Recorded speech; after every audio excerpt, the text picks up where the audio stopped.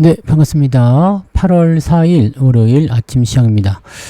자, 미국 증시가 크게 하락을 했습니다. 나스닥이 마이너스 2.24, 다우지수는 마이너스 1.23이고요.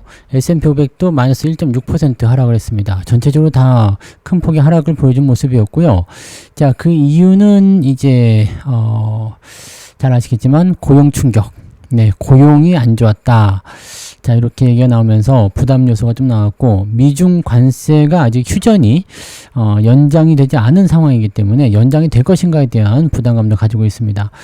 뉴욕 증시가 이렇게 하락세를 보이는 포지션이 만들어지게 되면서 또 트럼프는 파월을 또 압박하고 나서고 있죠. 파월 잘라야 된다. 또 해임에 대한 이야기 또 하고 있는 모습이기도 하고요.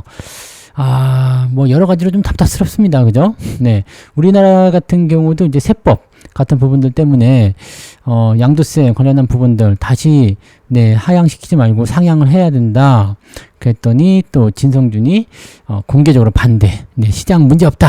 네. 주식을 정말 모르는 것 같은데 그러면 안 되죠. 자, 이런 상황 속에서 이제 또 코스피가 2700포인트까지 밀릴 수도 있다라고 시장에는 공포 뉴스들을 많이 내보내주고 있습니다. 자, 이런 상황이 복합적으로 만들어지게 되면은요, 증시는 약간 조정을 받을 수 있습니다. 대신에 이제 생각보다 많이 떨어지거나 하락폭이 좀 크게 만들어지게 되면 반등하는 포인트가 만들어질 수는 있죠. 그래서 밑에서부터 쭉 치고 올라가는 그런 형태로 진행될 수도 있기 때문에 그런 정도는 또 한번 생각을 해볼 필요는 있겠습니다. 자, 일단은 아침부터 너무 서두를 필요는 없겠죠. 네, 조금 올라간 양상이 보이더라도 너무 서두르지 말고 좀 지켜보는 그런 형태로 가셔야 될 것 같아 보이고요.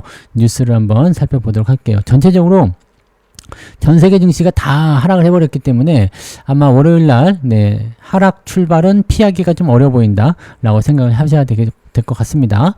자, 뉴스 볼게요. 자, 주요 뉴스 보시면 될 것 같은데요. 대주주 양도세 반대. 자, 이 부분이 지금 계속 나오는 거죠. 이게 굉장히 큰 문제점으로 좀 작용이 되고 있어요. 네, 시총 100조가 날라갔다. 주가 많이 떨어졌기 때문이죠. 120포인트가 떨어졌기 때문에. 자, 지금 보면은 이제, 오후 9시 1분. 이제 3일이죠. 일요일날 오후 9시 1분에 지금 10만 명 넘었다라고 되어 있고요. 양도세는 대주주가 회피하기 전에, 회피하기 위해서 연말에 팔면 그만인 회피 가능한 법안인데 그만큼 세금 회피용 물량이 나오게 되면 하락할 수밖에 없다라고 되어 있는 거죠. 이렇게 되어 있는 거고요. 지금 요거는 뭐 이제 굳이 설명 안 드려도 다들 아시죠? 네, 어떤 내용인지는 다들 아실 거고, 여기 보면은 이제 그 진성준 위원장이라고 해야 되나요? 네, 여기에서 문제 없다 뭐 이런 얘기들 계속 하고 있거든요. 근데 솔직히 이제 문제가 없진 않습니다. 네. 여기 있죠. 주식시장 안 무너진다. 뭐 이런 얘기들 하고 있는 모습인데, 이거, 글쎄, 이게 무슨 말인지 모르겠네. 네. 대주주 기준은 50억 원에서 10억 원으로 강화하는 세제 개편안이 연일 논란이 되고 있는 가운데, 진성준 더불어민주당 정책위 의장이, 주식시장이 무너질 것처럼 말씀도 하시지만, 그렇지 않다라고 얘기합니다. 네. 그렇지 않다. 주가 지수가 큰 폭으로 떨어져서 주식 투자자들에게 그래서 이제 속도 상하고 화도 많이 났었을 것 같다. 하지만 그렇지 않다. 뭐 세입에 대한 그 세금을 걷어들이는 시스템을 다시 돌린 것뿐이다. 이런 거 가지고 주가 떨어지지 않는다라고 얘기를 합니다. 자, 제가 팩트만 말씀드리면은요. 자, 양도세 기준을 이제 낮췄어요. 그래서 50억에서 10억으로 낮췄어. 그거 가지고 8월 1일날 지난 금요일날 주가가 폭락했다. 이렇게 보기는 어렵습니다. 그러니까 주가가 하락할 때 그런 법안이 나왔기 때문이다라고 생각하시면 될 것 같고요. 그것 때문에 주가 떨어졌다 보기는 어렵습니다. 왜냐하면 잘 생각해 보세요. 양도세를 회피하기 위한 물량을 굳이 지금 주가가 잘 올라갔는데 연말에 팔면 되는데 지금 팔아야 될 이유가 없잖아요. 그렇게 생각하지 않으세요? 연말에 팔면 되잖아요. 또는 이제 아무리 빨리 판다고 하더라도 뭐 10월달 말이나 11월 그쯤에 팔아도 되는 건데 굳이 지금 8월 초에 이렇게 주식을 팔아야 될 이유가 없잖아요. 그러니까 이 양도세와 관련된 부분 때문에 주가가 폭락했다라는 것은 현재는 맞지 않아요. 다만 문제는 뭐냐? 양도세를 이렇게 하향 조정을 시켜놓게 되면 결국엔 폭락한다는 얘기죠. 자, 거기에서 이제 회피 물량이 먼저 나왔을 수도 있다. 뭐 이런 식으로 얘기가 될 수 있고, 뭐 그렇긴 한데, 자, 이런 상황이 돼버리면은 누가 국장을 하겠느냐라는 식으로 얘기들이 나오고 청원에 들어갑니다. 생각보다, 네, 연말은 빨리 오죠. 그래서 그에 따른 부담 요소가 있었을 거라 생각하고요. 뭐 주가가 전혀 영향이 없을 것이다 라는 말은 정말 주식시장을 모르고 하는 말이다 라고 보셔야 됩니다. 그래서 요거는 요 연말이 오기 전에 반드시 다시 상향 조정이 된다든지 그런 식으로 진행이 되셔야 될 겁니다. 이게 종목당 10억은 사실 말이 안 되거든요.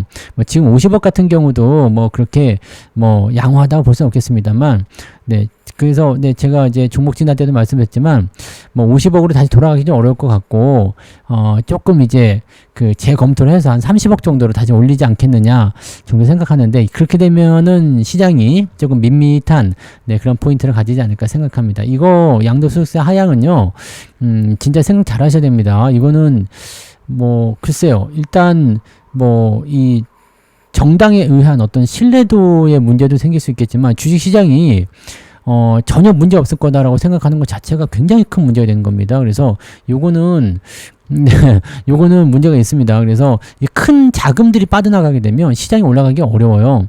그러니까 그 자금들은 시장에 잔류시키고 또 그다음에 시장의 매력도를 높여가지고 주가를 끌어올리는 그런 형태로 돼야 되죠. 그러니까 뭐 과거에 괜찮았기 때문에 지금도 괜찮을 것이다 이렇게 생각하시면 안 되고, 지금은 장이 어렵잖아요. 그러니까 올라가는 수 있는 과정에서 이런 부분 만들어야 되겠죠. 주식시장 안 무너진다. 이거는 진짜 주식을 모르고 하는 말이고요. 네. 그리고 8월 1일 날 양도세 때문에 주가 떨어졌다라고 하는 것은 그것도 주식을 잘 모르고 하는 말이라고 봐야 되죠. 그것 때문에 주식이 떨어졌을 리는 없고요. 이제 매도를 쳐야 되는 입장에서 여기 나왔으니까 너 잘 걸렸다. 이렇게 매도를 했다고 보시면 됩니다. 양도세는 네, 굳이 지금 팔아야 될 이유가 없어요. 네, 꼭 그것만 아시면 되고, 또 세법 개정에서 이제 배당 소득 분리과세에 대한 부분도 있었잖아요. 그것도 다시 말씀드리면 배당 그 전에 팔면 되거든요. 세금 35% 최고 세율로 매겨졌죠. 그 부분 내기 싫으면 네, 그 전에 팔면 되는 거거든요. 굳이 8월 1일 날 팔아야 될 이유는 없죠. 근데 요런 이야기들이 전해지면서 그냥 핑계거리로 매도를 쳤을 것이다 보시면 되죠. 자, 중요한 이유는 주가가 떨어진 요소가 그동안 늘어났던 공매도와 그 다음에 계속해서 압박감을 주고 있었던 신용잔고의 증가, 이런 것들이죠. 고점권에서 매수들이 많이들 들어갔고 레버리지 많이 쓰고 약간 과열된 분위기, 이런 것들을 이제 던지고 들어가는 그런 형태의 느낌으로 보시는 게 맞습니다. 그래서 요것 때문이다라고 보기 좀 어렵고, 대신에 지금 이렇게 청원을 하는 것은 굉장히 잘하는 거예요. 왜냐면 요걸 그냥 놔둬버리게 되고 통과해버리게 되면 연말에 왔을 때는 증시가 또 무너져요. 그러니까 이렇게 되면은 대응 자체가 굉장히 힘들어지게 되죠. 그래서 요거는 다시 네, 위로 상향 조정을 해줘야 될 것이다 라고 생각을 합니다. 그래서 이번 청원을 통해서 요거는 제대로 해야 됩니다. 네, 이 검은 금요일이라고 이것 때문에 주가 빠졌다고 자꾸 몰고 가는데 그건 아니고, 네, 아무튼 이 대주주, 이 요건에 대한 부분들은 반드시 이제 재검토가 되어야 될 것이다라고 생각하는 것이 맞겠죠? 네. 객관적으로 보자고요. 객관적으로 보시면 된다는 얘기죠? 네. 자, 파월 또 사퇴 압박이 있었다. 그래요. 네. 이 쿠글러 이사가 돌연 사임하면서 제롬 파월 연준 의장의 후임도 예상보다 빨리 윤곽을 드러내게 될 것이다 라고 생각이 되고 있다고 합니다. 그녀는 파월이 금리 결정에서 잘못된 행동을 하고 있다는 걸 알았기 때문에 네, 사임한 것이다. 트럼프가 이걸 가지고 또 바로 얘기하네요. 그래서 파월도 사임해야 된다. 또 파월의 사임을 놓고 또 이야기를 또 했네요. 일단은 네, 파월 의장의 임기가 아직 뭐 많이 남았다고 볼 수는 없잖아요. 많이 남았다고 볼 수 없는데, 글쎄요. 네, 조기에 퇴진을 시킬 것인지에 대한 여부는 네, 아직은 알 수 없고요. 지금 파월하고 트럼프하고 굉장히 대립적인 관계들이 있기 때문에 실제로 파월이 그냥 가게 되면 9월도 금리 인하가 될지 안 될지 잘 모르는 상태거든요. 근데 너무 고집을 좀 피우는 건 아닌가 싶기도 합니다. 근데 파월 입장에서는 조금 뭐라 그럴까요? 좀 신중하게 가자라는 느낌인 것 같아요. 무슨 얘기냐면 이제 8월 달부터 관세가 부과가 되잖아요.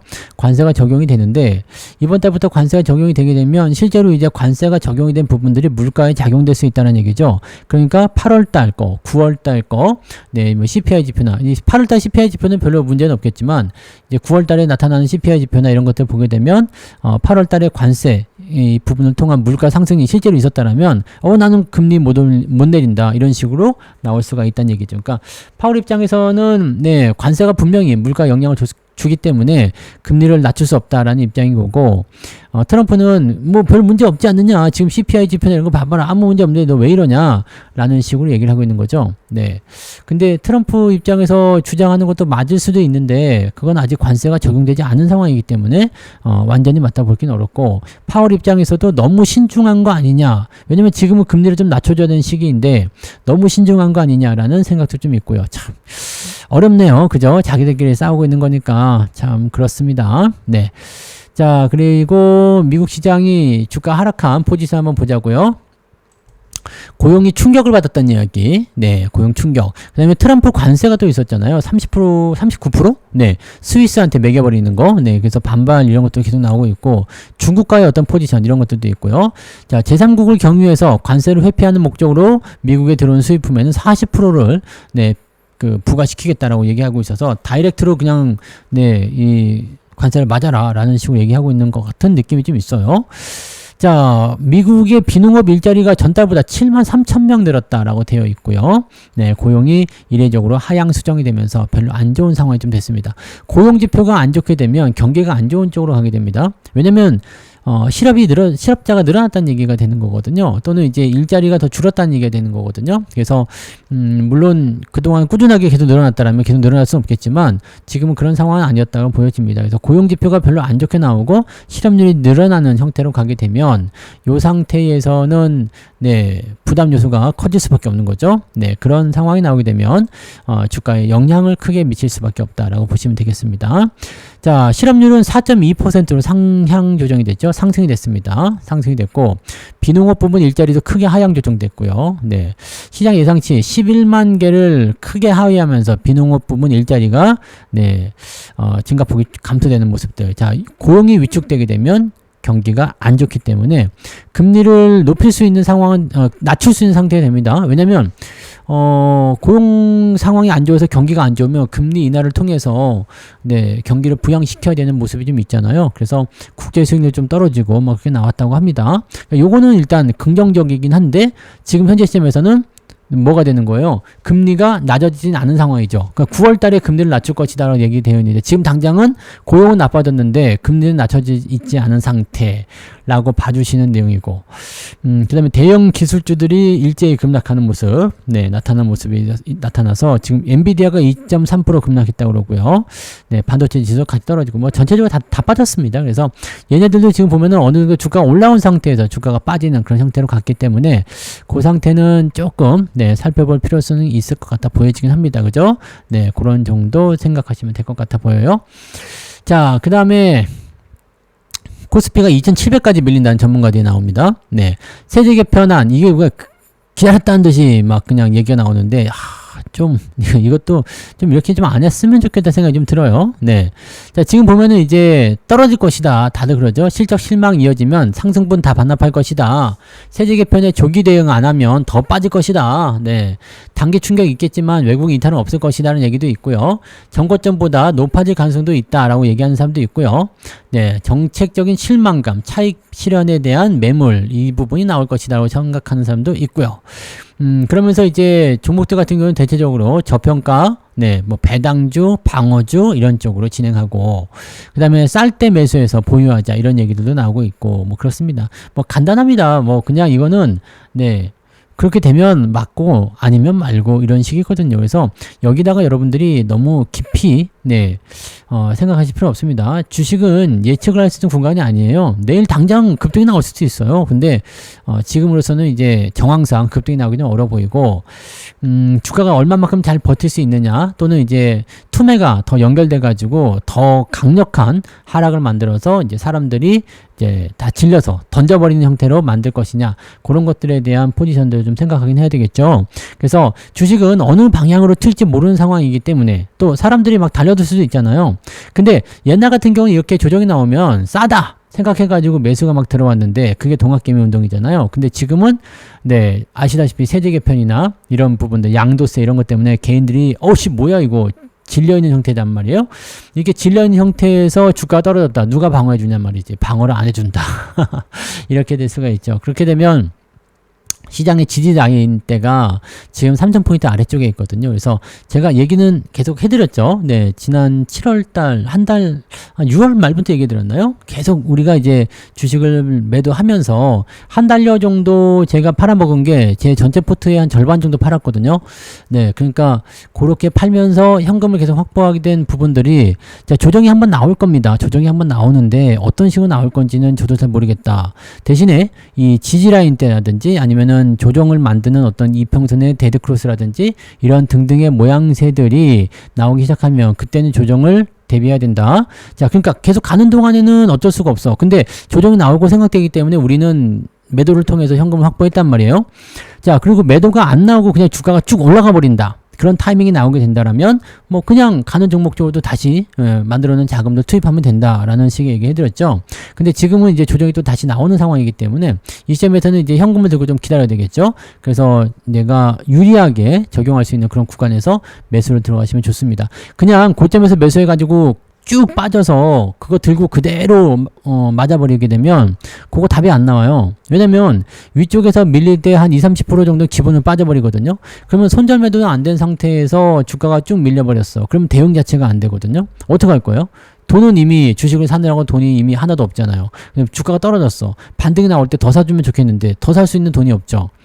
막 이런 상태가 나오게 되면은 애매한 그런 과정으로 진행이 된단 말이에요. 그러니까 이렇게 상황이 만들어지기 전에 뭐 현금을 가지고 좀 준비하셨다라면 이번에 주가 조정 받을 때 어디까지 조정 받는지 그 부분 보면서 대응하실 수 있을 것 같고요.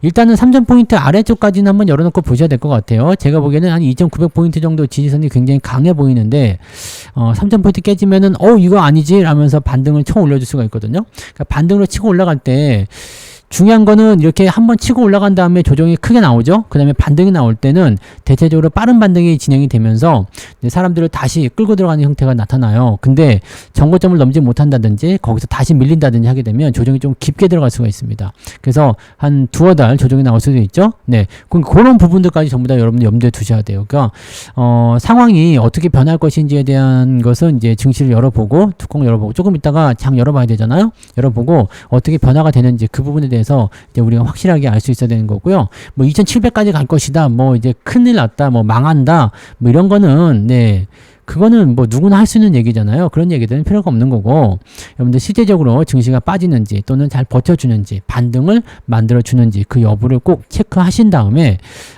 조정이라면 현금을 들고 조금 더 기다리시고요. 반등이 바로 나온다라면 매수 기회를 좀 찾아볼 필요는 있습니다. 그러니까 그런 쪽으로 체크해 주시면 될 것 같아요. 그러니까 너무 겁을 먹거나 위축되거나 그러실 필요는 없고 대신에 이제 종목을 가득 가지고 있는 상태에서 현금이 하나도 없어. 그런 사람들은 조정을 맞잖아요. 그러면은 이거 그냥 그대로 버텨야 돼요. 왜냐면 어떻게 할 수가 없잖아. 돈이 없으니까 추가적으로 매수할 수 있는 기회도 안 생기게 되는 거고요. 그냥 위쪽에서 물렸기 때문에 떨어지는 대로 그대로 맞아야 돼. 손실이 났지만 단기 급락이기 때문에 반등이 나올 수 있으니까 매도하기도 어려워. 이렇게 되는 거거든요. 그러니까 고점 매수는 항상 조심을 해야 되는 게 거기서부터 떨어지게 되면 답이 없어요. 그래서 조정이 나올 때는 항상 그런 부분들이 드러나게 된다는 것을 꼭 명심하시고 자, 현금 준비해 놓은 거는 일단 잘 기다려주세요. 매수 포인트가 분명히 잘 나올 겁니다. 어쩌면 월급 종목이 아주 좋은 기회에서 매수 포인트가 나올 수도 있겠죠. 월급 종목은 이번 일요일날 나올 수 있겠네요. 그런 부분들도 한번 체크해 보시고요. 그래서 주가의 폭락은 어떻게 보면 좋은 기회가 됩니다. 대신에 준비가 된 사람들 입장이죠. 준비가 된 사람에게는 아주 좋은 기회가 될 것이고요. 위쪽에서 물린 사람들에게는 고통의 시간이 되겠죠. 얼마나 내가 멘탈을 잘 붙들고 잘 버틸 수 있겠느냐. 툼에 내가 얼마만큼 안전하게 방어가 되어 있느냐. 거기에 따라서 대응 포인트가 좀 달라질 것 같습니다. 그런 정도로 체크해 주시면 되겠습니다. 자, 오늘은 뭐 요 정도까지 한번 알아볼까요? 요 정도까지 이야기해 보고요. 조금 있다가 9시에 무료 방송 있잖아요. 9시 무방에서 또 이제 실제 장을 보면서 흐름에 맞는 이야기들을 또 해보도록 하겠습니다. 자, 그럼 조금 있다가 9시에 무방에서 뵙도록 하겠습니다. 고맙습니다.